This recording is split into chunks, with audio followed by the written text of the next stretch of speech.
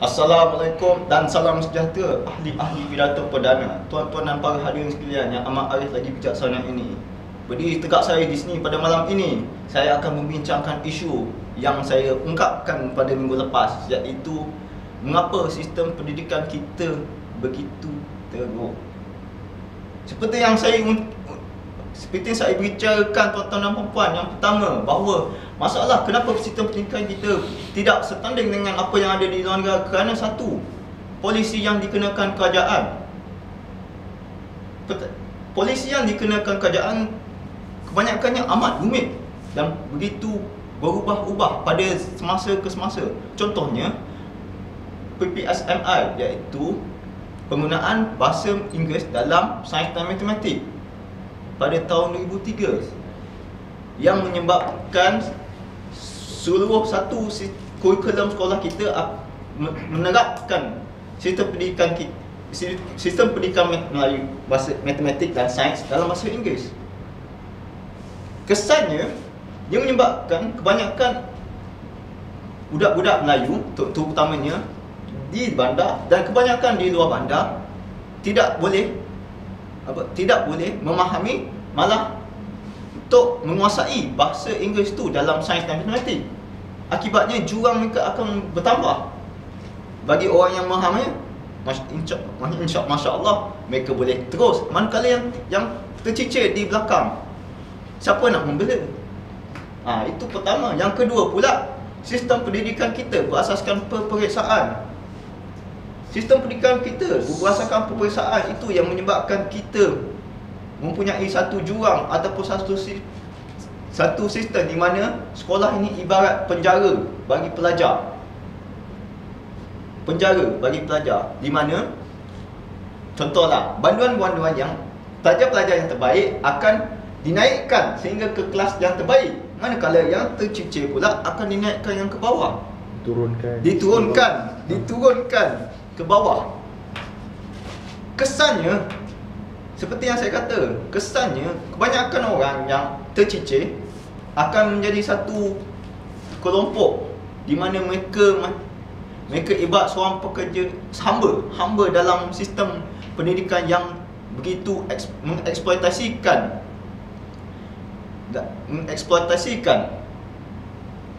orang yang berkemahiran, orang yang berpendidikan tinggi dengan orang yang berpendidikan rendah.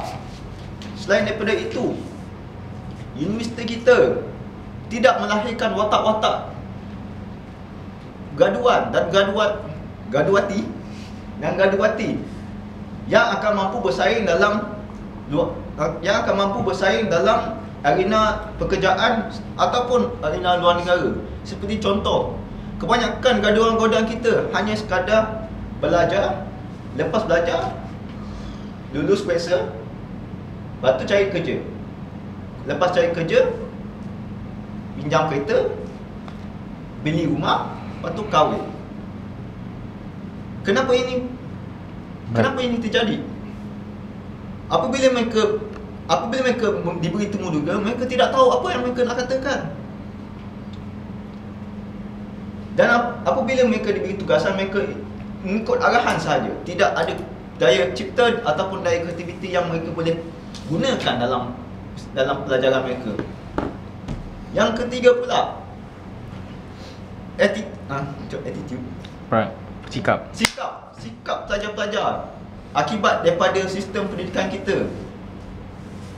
Pelajar-pelajar yang berpendidikan tinggi mempunyai satu sikap di mana mereka tidak peduli akan hal ehwal semasa, malah hal ehwal negara sendiri. Yang kedua pula, bongkar kerana mereka ada ilmu tetapi mereka kedekut ataupun tidak mahu menyampaikan ilmu tu kepada orang-orang yang diperlukan ataupun kehendak ataupun yang tercicir. Yang ketiga pula, mereka mengikut arahan.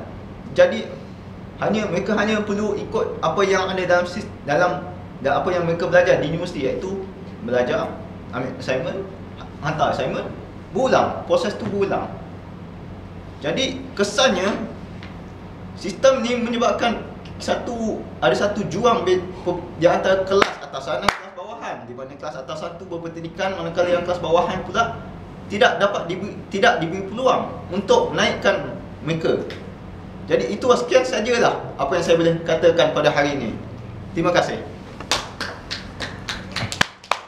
Baik, terima kasih. Seterusnya dipersilakan Datuk Helen untuk membalas hujah Yang Amat Berhormat Datuk Fakri.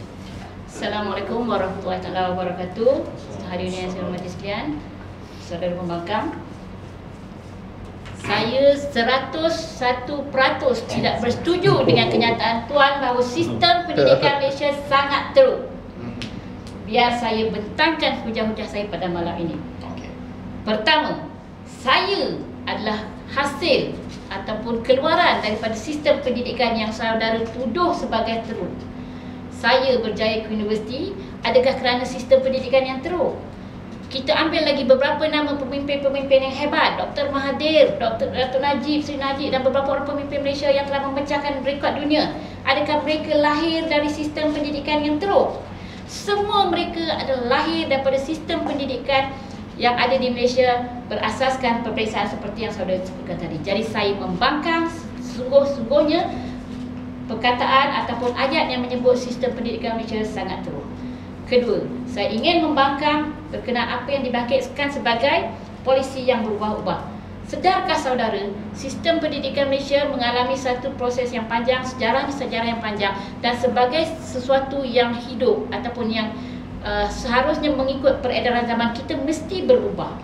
Sesuatu yang tidak berubah adalah sama ada akan ditinggalkan atau akan mati, kerana hidup mesti berubah. Jadi polisi pendidikan kita mesti berubah mengikut keperluan semasa.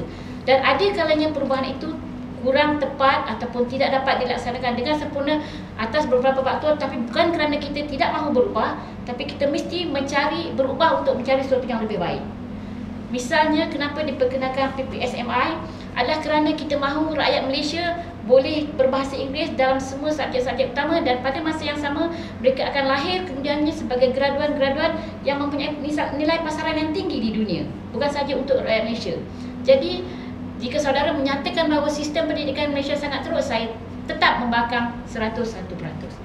Seterusnya, saudara menyebut mengenai universiti melahirkan graduan yang bermusim ataupun graduan yang hanya pandai mencari kerja. Sekali lagi saya membangkang kerana jika saudara melihat senario pada masa sekarang, khususnya di zaman-zaman IT yang lebih canggih zaman ini, kebanyakan graduan sekarang telah lebih bijak ataupun lebih pandai untuk mencipta kerjaya mereka sendiri dengan adanya kemudahan teknologi. Ramai yang telah menjadi bloggers dan telah mencipta pendapatan yang lebih baik daripada seorang pekerja pejabat. Ramai yang menjadi usahawan dengan adanya teknologi. Ramai yang telah berjaya mencipta pelbagai pekerjaan sama ada di Malaysia ataupun di luar negara melalui teknologi yang ada, dan mereka adalah graduan atau produk-produk sistem pendidikan yang saudara sebut sebagai teruk. Jadi saya tetap membangkang ayat ataupun frasa yang menyebutkan sistem pendidikan kita sebagai teruk. Seterusnya, saudara ada menyebut tentang sikap. Sikap yang saudara sebut sebagai tidak inovatif, tidak kreatif untuk mencapai ataupun untuk menghadapi cabaran-cabaran dunia pekerjaan. Tapi sedarkah saudara, sistem pendidikan kita bukan semata-mata suatu sumber yang menentukan sikap. Sikap ditentukan oleh persekitaran juga, ditentukan oleh pergaulan mereka, ahli keluarga, masyarakat, guru-guru, kawan-kawan, dan bukan sistem pendidikan itu sendiri. Kenapa masih ada orang yang cemerlang tapi pada masa yang sama ada orang yang tenggelam? Itu bukan kerana sistem pendidikan, tapi kerana sikap mereka masing-masing. Jadi saya dengan sesungguh hati memohon saudara untuk menarik balik kenyataan tentang sistem pendidikan Malaysia yang teruk, dan percayalah bahawa kerajaan Malaysia sentiasa pada setiap masa berusaha untuk menjadikan sistem pendidikan Malaysia sebagai antara yang terbaik di dunia. Dengan itu, sekian saja.